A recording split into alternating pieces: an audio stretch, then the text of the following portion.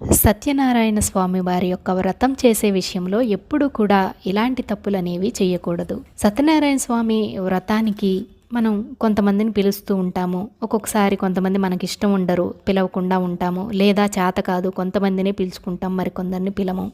మనం పిలవకపోయినా కూడా వాళ్ళు మన ఇంటికి వ్రతానికి వచ్చినట్లయితే తప్పకుండా వారికి తీర్థ ప్రసాదాలు అనేవి ఇచ్చి పంపించండి. వారిని సత్యదేవునిగా భావించండి.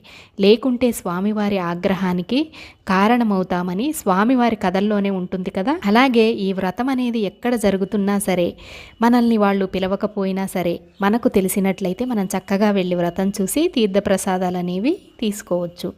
వాళ్ళందరినీ పిలిచారు, మమ్మల్ని పిలవలేదు, ఏంటి వాళ్ళ ఇంటికి వ్రతానికి వెళ్ళేది అని మాత్రం అనుకోకండి. మీరేమీ వారి కోసం వెళ్ళడం లేదు, స్వామి యొక్క కృపాకటాక్షాల కోసం వెళ్తున్నారు అని అనుకోండి. సత్యదేవుని పూజకు ఎక్కడికైనా వెళ్ళొచ్చు, తప్పులేదు. సత్యాన్ని మాత్రమే మాట్లాడాలి.